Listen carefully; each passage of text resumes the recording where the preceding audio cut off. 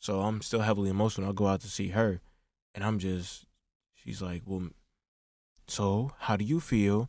I just start crying. Can you answer a few questions for me? Just keep crying. Like, what do you mean? Like, how do I feel? What are you talking about? Like, I'm in jail for the murder of my daughter. What do you mean? How do I feel? How do you feel? Like, this is, I don't know what to tell you. Yeah, I feel great. Yep, everything's wonderful. This is exactly how I pictured my life going right now. Mm-hmm. Yep. Mm-hmm. No, bro, I feel terrible. But even me telling that to you, you don't care. This is your job. I'm your job right now. You just get paid for me to be here. So she's like, can you at least tell me what your name is or how to say it? Or I'm just like, I just look at her and just keep crying. And there's these guys walking past me, looking at me. I'm like, oh, I'll probably look weak in front of them, but I don't care. At this point, I really don't care. I'm sitting there like, if I'm crying in front of a guy, it is what it is. I'd rather shed these tears and feel a little bit better crying than be sitting there trying to play tough and explode. Like, no, I'm cool on that. So she sends me back into my cell and I lay back down. Then I get woken up again. Same deal. The door opened up. And dude is like, hey, man, we got to take you over here. They take me to cell 42.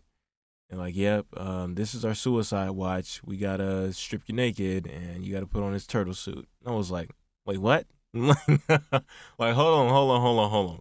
Back up, back up, back up, back up. What did you just, what did you say? Like,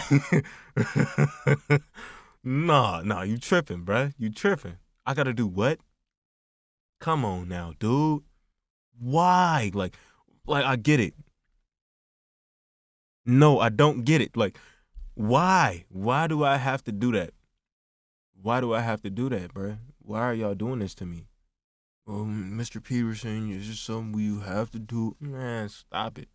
Why, bro? Why I gotta do this? You know, it's like, oh man, this sucks. Doesn't? Yeah, it sucks. Yeah, just for me though. It just sucks for me. So I strip naked, take off my glasses, and this is at the point where I lose them basically, because I don't get them back for the rest of the story. I ain't even got them right now as I'm recording this. Like the jail just don't know what happened to them. Oops, they're gone. Like what? But I'm like, all right, cool. I take off everything, drawers and all. I'm butt naked in this big turtle suit. Now the turtle suit, if I try to describe it to you beyond what the name is, you'll just get confused. It's a vest, bro. It's a huge vest that goes past basically your knees if you're my height. And they gave me a blue fireproof safety blanket and just told me to lay down on my cot.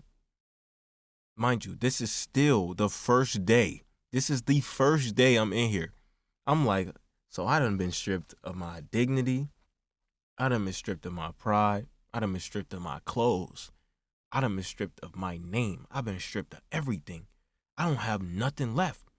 I ain't got my daughter. I ain't got my girl. I ain't got nothing. I have no reason to be here right now. Man. So at this point, I'm like, bro, I don't even want to swallow my saliva anymore. I'm like, bro, I start spitting that over the side of the bed. I'm staying in there. I don't know how many days I was in cell 42, just spitting over the side of the bed because I just didn't want to drink anything. I didn't want to eat anything. I didn't even want to move. I didn't want to move. I just would lay down and just look up at the ceiling like, wow, the ceiling is made out of ceiling. Yup. I'm alive. Yup. I would just lay down and look up. Then they moved me to a different pod. They moved me to cell 13. I'm still in there looking up, just spitting over, right? And this is the 6th day now, right? I'm covering it and I'm fast forwarding because I didn't do anything. Nothing happened. They just moved me from cell 42 to cell 13. Then on the 6th day, a nurse came, not even a nurse, a therapist came and said, hey, look, they informed us that for the past 3 days, you have not been eating. And I was like, okay. She was like, I need you to drink this for me right now. I'm like, no, I'm not going to. You can't make me. Like, no, I don't care. Well, if you don't drink this, they're going to have a problem with that. They're going to, I don't care. I could care less, to be honest. It is what it is. Life is lifing right now. I could care less about what you trying to make me drink. So she bring back a nurse. The nurse come in and it's like her, the therapist that originally saw me, a nurse, and two COs. And one of the COs, I'm pretty sure he was a sergeant or a lieutenant. He came in and he was like, "Man, why is he so da da da da da?" Yeah, I seen guys get chopped in half. I'm just sitting there looking at him like, okay, so you're Sergeant Dickhead. I got it. I got your number. You just here just to make the situation that much worse. All right. His buddy ain't say a word, but the nurse was talking to me the entire time. She had brought me a Gatorade, a Boost, and a couple crackers, right? She was like, "Look, Mr. Peterson, we don't know what you've done. We're not here just to be on your case or anything. But look, Mr. Peterson, we can't have you. How long have you been without food?" And I told her, I was like, "I've been without food for 6 days and 5 nights. I haven't eaten anything or drinking anything in 6 days and 5 nights." And she's sitting there looking at me like, "How are you alive?" Like, I'm wondering the same thing, ma'am. How am I still kicking? So I'm sitting there like, all right, listening to her. "Well, Mr. Peterson, we're gonna have to put a tube in da da da." I'm like, which side the stomach could go on, or the arm, or where am I finna get this tube at? Cause I'm not finna eat nothing. A thought popped into my head at the time, like, bro, you might as well eat something, cause at least you'll be able to taste it when it goes down, instead of darn, it just bypasses everything, and I'm just getting pure nutrients. Well, screw it. She said something to me that still sticks with me to this day. Why? Why do it? Why not eat? Why die in this place? You're still an innocent man. You haven't even been to trial yet. And I sat there and I was thinking the entire time, she's right. I am still an innocent man. There is still hope. There's still tomorrow. But now I'm not innocent. Now I'm a convict. Now I'm on probation. Now I'm a felon. What now? She still has her job. She still has her security. She's not homeless. She's not staying out of a shelter. I'm the one going through all this. I'm the one with my daughter in foster care. Me.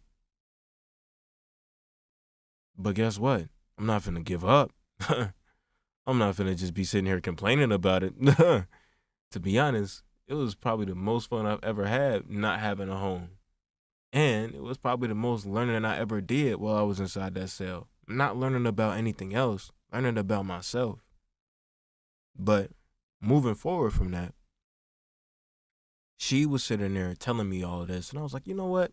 Give me the Boost. Give me the Gatorade. It's round two. I'm not going to give up. Like, I'm built for it tough. I was raised not to give up. Let me stop playing myself. It wasn't a quit. It wasn't a give up. If you was a quitter, you was looked down upon. Why are you out here quitting? You supposed to commit to the end. It's supposed to be until the end. It's until it's over. It's not until you can't do it no more. It's until it's over. I don't care how many times he hit you. You better keep fighting him until you win. Not until, oh, I'm sorry. No, until you win, you better keep fighting him. Until you win, you better keep fighting this. You have to keep fighting this, because if you don't, nobody else can fight it for you, bro. Nobody.